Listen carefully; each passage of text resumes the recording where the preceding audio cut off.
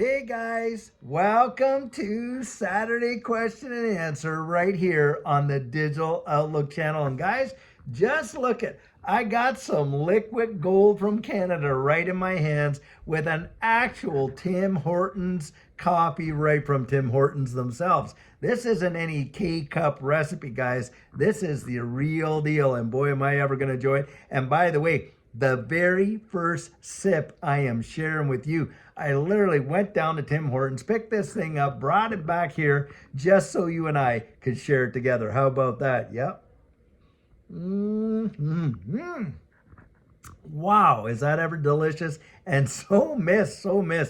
And guys, in Canada, a double-double is literally double cream, double sugar, or sweetener, whatever your thing is. But that's what a double-double here is in Canada. Now, down the States and in Texas, a double-double is something you pick up at In-N-Out Burger. So that's kind of the difference of a double-double. Now, guys, we've got a big question laying before us. A lot of people are asking it in the comments and on and on. And I think the community has really had a lot of interest in this. And it's why did the SEC go and drop that Coinbase lawsuit while they didn't drop off, the one against Ripple, considering the fact that Ripple's has been around way longer than the one for the SEC, for the one for Coinbase, between Coinbase and the SEC. Now, my answer, guys, after reviewing a whole lot, and plus I also kind of had this idea in the back of my brain anyway, but I agree with Jeremy Hogan on this one. It's because, hey, there's already been a judgment on XRP as not being a security.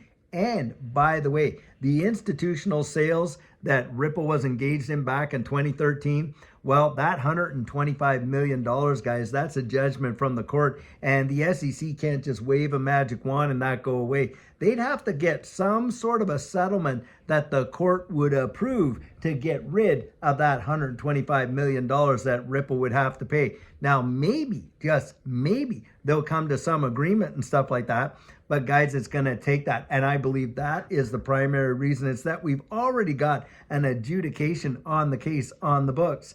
And it's already designated XRP as not being a security in and of itself. Massive. But the other side of that is that fine. Now, we know the SEC back in that day was looking for like a $2 billion fine and that kind of thing. Didn't even amount to anything near that. So should Ripple and the SEC under this current administration come to some big time agreement, wouldn't it be something, guys, if they were able to go in there and negotiate that $125 million penalty that Annalisa Torres threw down there? You either negotiate the whole thing away or reduce it significantly. I'll tell you what, that would be a major deal. But in essence, that is one reason why. Now, having said all that, I think in a lot of ways, this whole Ripple SEC lawsuit getting literally turfed, most folks are expecting it, guys. I think we're watching a lot of it getting baked right in to the narrative right now. There's hardly a worry about it. You want some evidence for that?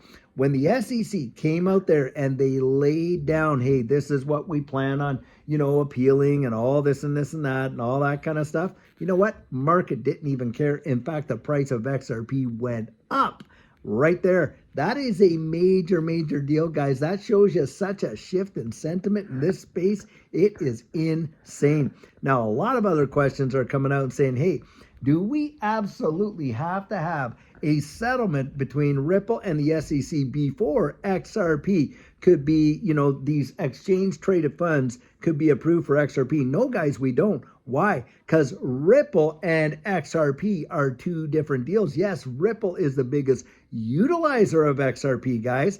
But remember this, they did not create the XRP ledger. The XRP ledger was created before Ripple was created, and so was XRP. XRP was gifted to Ripple. Yep, that's true. But they did not make it. And that right there is a major deal, guys, because an XRP ETF with XRP in and of itself not being a security is massive. And I do not believe for 1 second that the courts are going to turn around and overturn Judge Annalise Torres's decision on XRP not being a security in and of itself. And why do I believe that? Well, guys, because Judge Torres made that decision using the prongs of the Howey test right there, the very thing that the SEC was wanting her to use to adjudicate the case.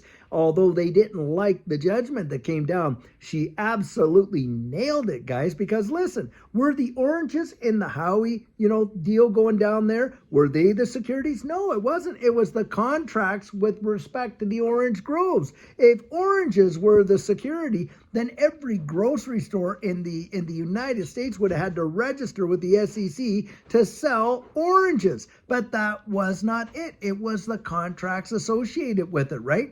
And that's where you're seeing XRP in and of itself not being a security. So as a result, it is separate and apart from the whole Ripple deal, because that dealt with the contracts, the institutional sales. So therefore, it's my personal belief that we could very well see an XRP exchange traded fund approved before we even got a settlement down or an end to this case. I don't think it has anything. One does not have to necessarily do with the other right there. That is exactly how I look at it. Now we got to take some sips of this here coffee, some more, that's for sure.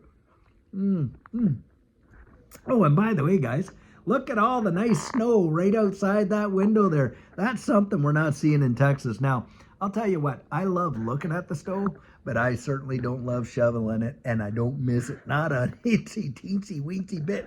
If I want snow, then yeah, I'll come up here and visit, or I'll go to a ski lodge and something like that. And while other people are rolling around in it out there, I'll be just sitting right nice and toasty inside the lodge with a rip-roaring fire in front of me and a nice coffee or a hot chocolate in my hand. That's how I'll enjoy the snow. Now, when we were kids, oh my gosh, I'll tell you what.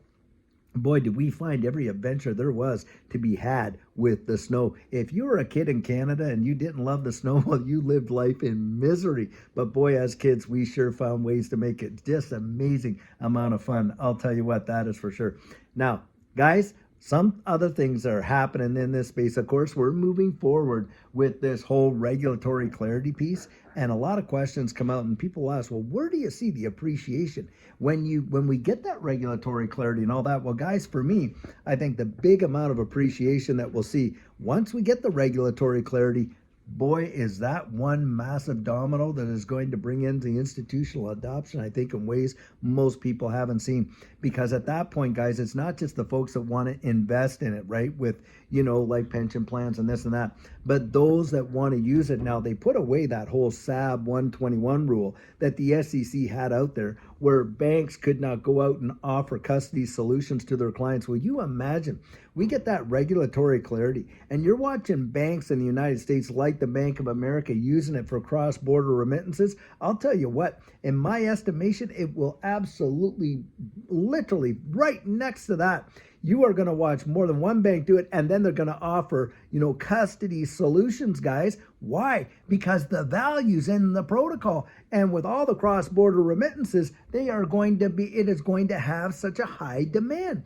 And of course, at that point, what's the best next thing? Hey, why buy it when we could literally lease it, when we could have it on deposit, utilize it, offer a percentage of a staking reward, and literally kill two birds with one stone. Now, that's just how I'm thinking. And I think that's where it's really going to pay some amazing, amazing dividends, is when we see the utility. Guys, every ounce of appreciation that we have seen since November has all been sentiment driven. There's zero doubt about that. But I think utility is coming. And when it does, do I ever believe that we are going to see some innovation in ways most people haven't even thought of yet? And financial institutions, big time banks, this and that, they could very well be offering you and I massive custody solutions and incentives that would go along with it, just like they're trying to get us with all the deposits in the bank. Now, I'm not going to be laying it down for 1%, 2%, that's for sure, because it's going to be so valuable in my estimation. They're going to need it, and that's where I think we could see some big time deals. Now, guys, those are some of the questions that I've been trying ponder around in my head. Some I've absolutely seen in the comments for sure. And I'll tell you what, really enjoy coming out and sharing my perspective with it. And these are just my thoughts, my answers. Guys, you got to go out there. And this is something I genuinely believe too. The answers that we find for ourselves are the ones we generally trust the most, right? And that's what I really believe in. So guys, get out there, really start looking this stuff up and making those decisions for yourself, building up your own confidence in it, guys, because it's not financial advice, but boy, I'll tell you what, am I ever excited about this space. And I think a lot of you guys are out there too. Now, hey, I'll tell you what, until tomorrow, when we have our Sugar on Sunday, boy, I sure hope you're having an amazing Saturday thus far, guys, and have a fabulous one and take care.